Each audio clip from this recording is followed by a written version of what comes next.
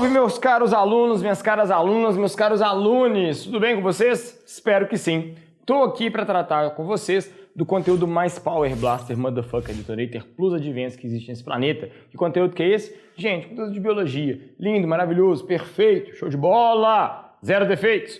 E hoje nós vamos discutir qual tópico? Hoje nós vamos discutir um tópico chamado de fermentação. Esse conteúdo, meus caros, ele se encontra dentro daquela aba da nossa discussão do que a gente vai chamar de bioenergética. O que a gente discute nesse ramo da biologia?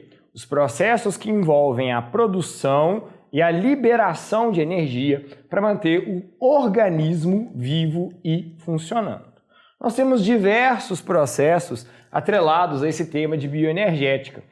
Respiração aeróbica, respiração anaeróbica, fermentação, fotossíntese, são exemplos de processos que nós podemos lançar mão, ou melhor, vou refazer essa frase para ela ficar melhor, que os seres vivos podem lançar mão justamente para se manter vivos, para se manter funcionando. Na aula de hoje, nós vamos discutir um processo conhecido como fermentação. Um processo, atenção à palavra que eu estou usando, meus caros, um processo anaeróbico. Eu estou dizendo que é um processo, viu, meus caros? Processo. O que eu quero dizer e por que eu estou dando tanta ênfase na palavra processo aqui? É uma situação que vai ocorrer normalmente, tipicamente, o que a gente nota na ausência de gás oxigênio. Esse termo anaeróbico traz essa ideia, processo que ocorre na ausência de gás oxigênio. Só que toma muito cuidado, porque inclusive eu destaquei isso aqui no nosso quadro, para isso ficar bem marcado na sua cabeça. Existe um erro muito comum que a gente encontra em apostilas, que a gente encontra em livros didáticos, de frases mal construídas, que dão a entender que esse processo que a gente vai discutir hoje, que é o processo de fermentação, seria equivalente, seria a mesma coisa que um processo de respiração anaeróbica. No entanto, meus caros, quero deixar muito claro, quero deixar muito marcado para vocês que não. Fermentação e respiração anaeróbica são processos diferentes.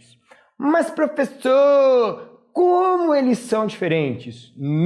Turma, muito diferentes. Muito diferentes como as etapas envolvidas, os reagentes envolvidos. Para trazer um pouquinho aqui essa referência para vocês, para não deixar vocês totalmente vagos nessa nossa discussão, quando eu cito para vocês respiração anaeróbica, que é um processo realizado por poucos organismos, geralmente por organismos extremófilos, o que eu tenho na respiração anaeróbica? Um processo muito parecido com a respiração aeróbica. Repare que eu não estou usando a palavra processo, eu estou falando de respiração. Quais são as características da respiração aeróbica? As características da respiração aeróbica dizem respeito ao quê? É um processo que envolve basicamente 3 grandes etapas: glicólise, ciclo de Krebs e cadeia respiratória ou cadeia transportadora de elétrons. Eu posso usar os esses dois nomes no último processo. Ao final desses 3 processos que eu citei, glicólise, ciclo de Krebs e cadeia respiratória, o oxigênio ele aparece e recebe os elétrons. Por isso que a gente fala que a definição de respiração aeróbica é uma respiração onde o gás oxigênio atua como receptor de elétrons ou aceptor de elétrons. São sinônimos, são termos equivalentes. Aqui eu estou apresentando para vocês a respiração anaeróbica, que também é um processo anaeróbico, ou seja, um processo que ocorre na ausência de gás oxigênio. Qual que vai ser a definição de respiração anaeróbica? Coloquei aqui no quadro aqui pra gente. Aceptor final de elétrons é diferente do oxigênio.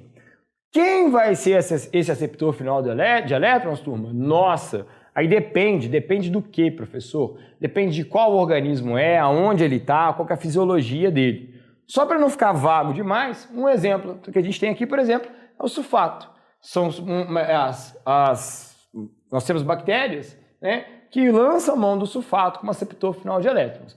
É o mesmo processo, envolve as mesmas 3 etapas, glicólise, ciclo de Krebs e cadeia respiratória, mas para quem eu vou entregar esses meus elétrons não é o gás oxigênio. Por isso que a gente tem a respiração anaeróbica. Um ponto relevante que eu quero chamar a atenção para vocês é que quando eu apresentei para vocês a nossa aula de respiração aeróbica, eu frisei bastante com vocês a ideia de que o processo de respiração aeróbica ele é muito vantajoso. Por que ele é muito vantajoso? Porque eu gasto muito pouco ATP no começo, na primeira etapa, que é a glicólise, mas em contrapartida, principalmente quando eu chego ali na última etapa, que é a cadeia transportadora de elétrons, eu tenho um saldo de moléculas de ATP enorme, altíssimo, excelente para a gente. Esse saldo enorme, esse saldo altíssimo, que vai variar de acordo com o tipo de célula, literatura que você vai usar, e aí você vai encontrar a literatura falando que a partir de 26 a 36 moléculas de ATP, não interessa o número específico, interessa que você entenda que o saldo de ATP é muito grande. Aqui, nesse processo que a gente vai discutir nessa aula, quando a gente fala sobre fermentação, a gente nota que eu tenho uma inversão muito marcante nesse saldo. Esse processo que eu estou apresentando para vocês, o de fermentação, ele não tem esse potencial todo no que diz respeito à produção de ATP. O saldo dos processos de fermentação é muito baixo. Eu vou produzir apenas 2 moléculas de ATP.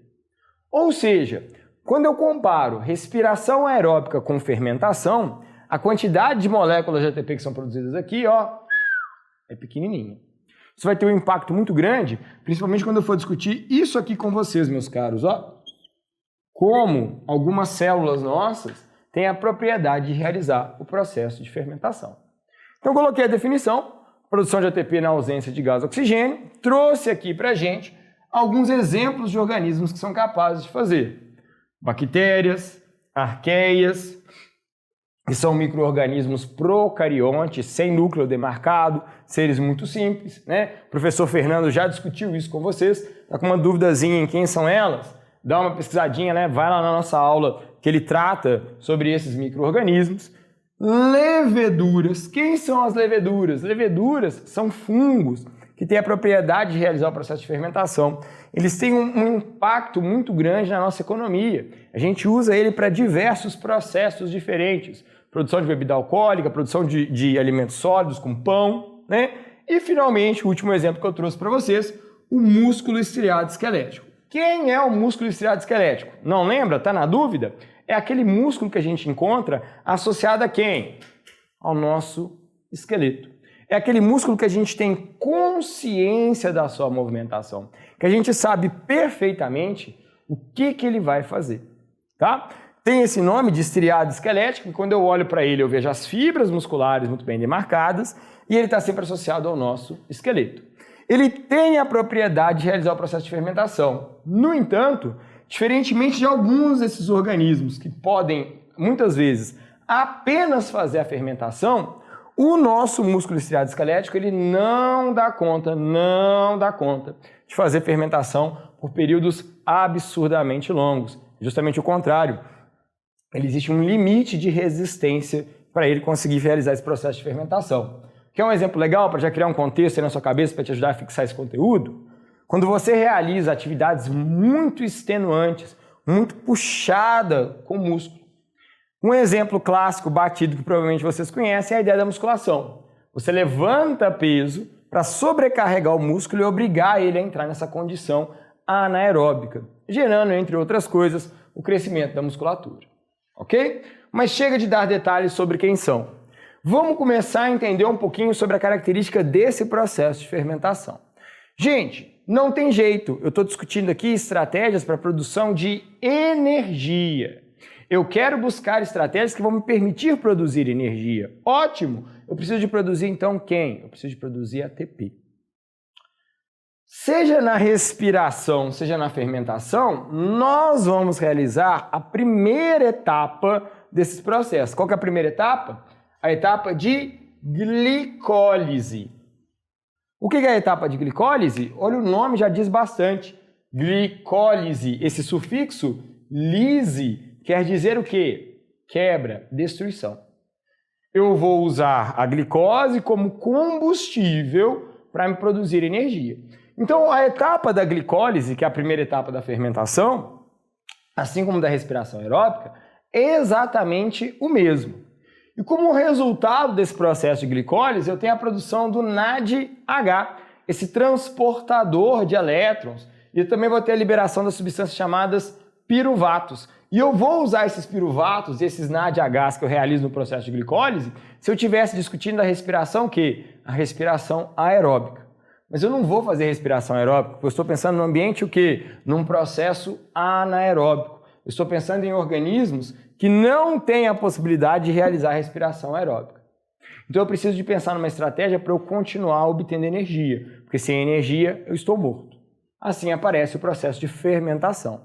Então eu preciso de processar esse subproduto da glicólise, ou seja, o piruvato e o NADH, para que dessa forma, principalmente o NADH, eu consiga fazer o quê? Continuar produzindo energia. Para isso, eu vou lançar mão do processo de fermentação. As substâncias que vão ser geradas nesse manejo desse NADH, para a gente aqui, vão ser duas, que vão resultar para a gente em dois processos de fermentação. Aquela que a gente vai chamar de fermentação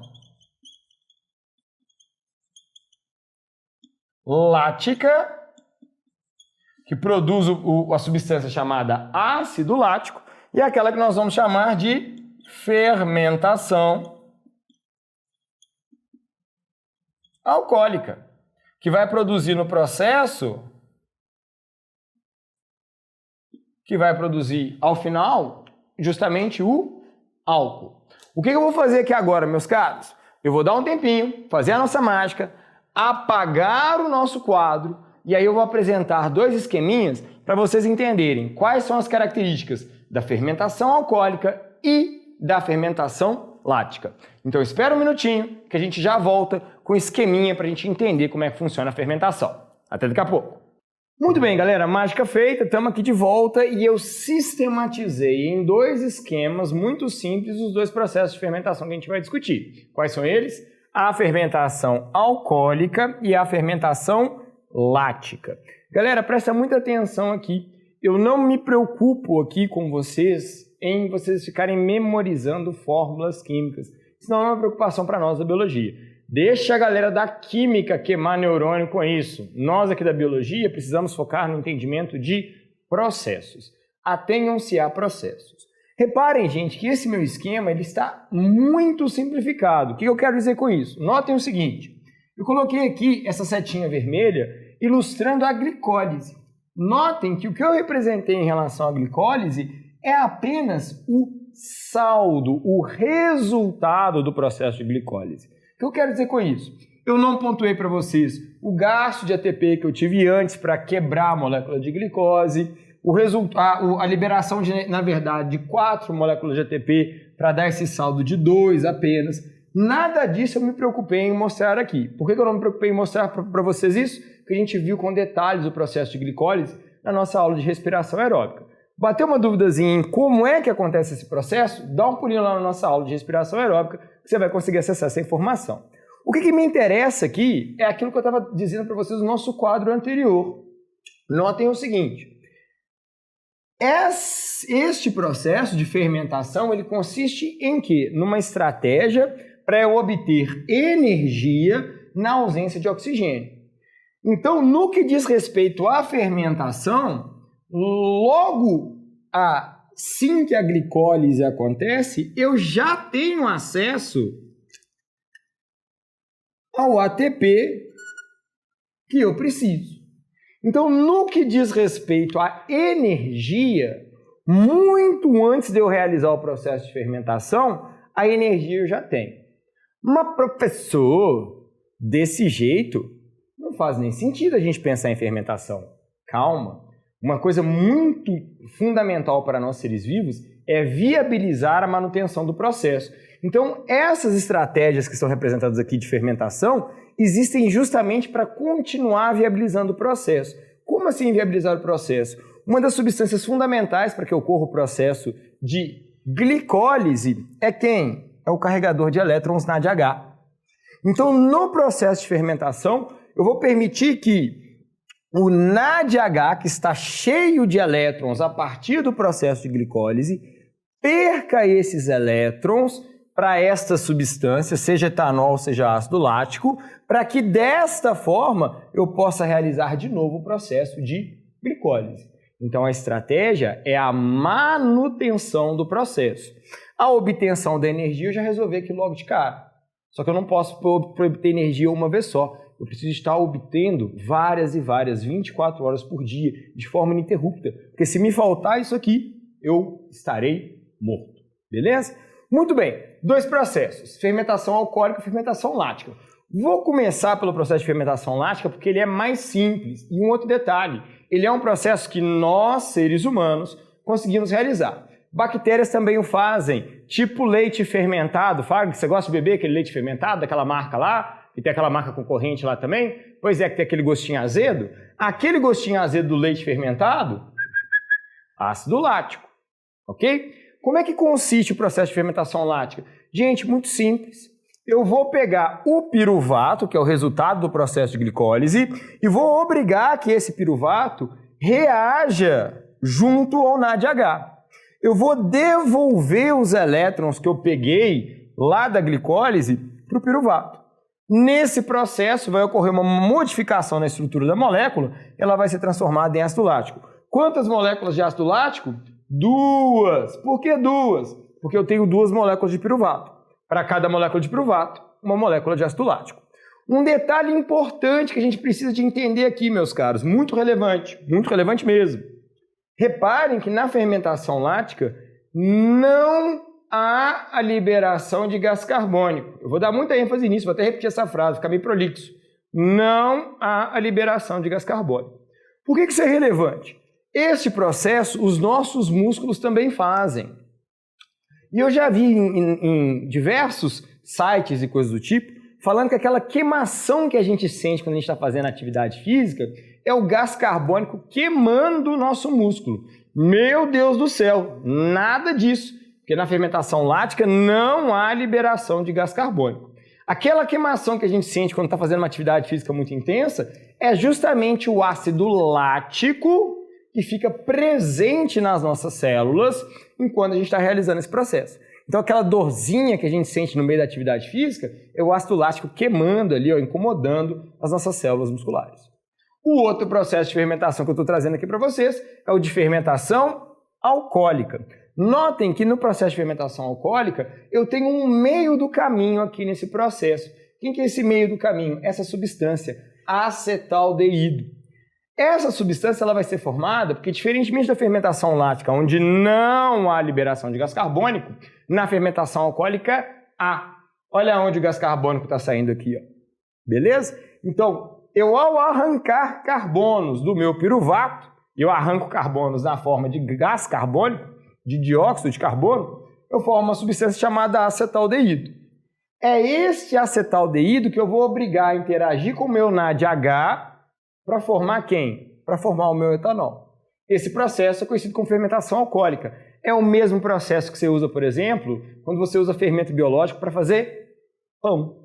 Sim, o fermento biológico que faz a massa crescer é o resultado dos organismos que estão comendo a massa do pão e nesse processo eles liberam gás carbônico. O gás carbônico que é liberado é responsável por deixar a massa fofinha, gostosa, mais leve. Eu tenho a liberação de etanol quando eu estou produzindo pão, quando eu estou produzindo um bolo e eu usei fermento biológico? Tem. Mas como você assa o pão, como você assa o bolo, esse etanol acaba fazendo o quê? Esse etanol acaba evaporando. No entanto, a indústria alimentícia e a indústria energética usam exatamente este mesmo processo para a gente obter o quê? O etanol. Então, o etanol combustível que a gente usa nos nossos veículos, eu faço justamente esse processo.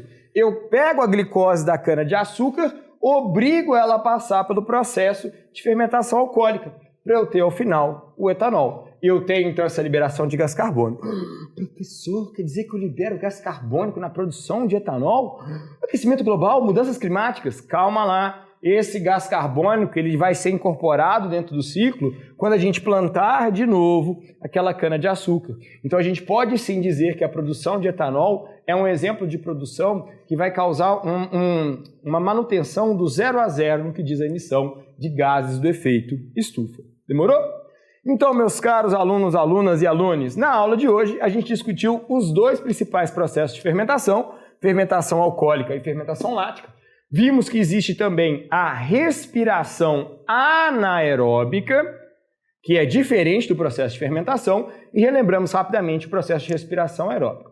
Espero que vocês continuem bem, fiquem bem, firmes e fortes, na meta e seguindo a sua rotina de estudo. Tamo junto, o que deve é.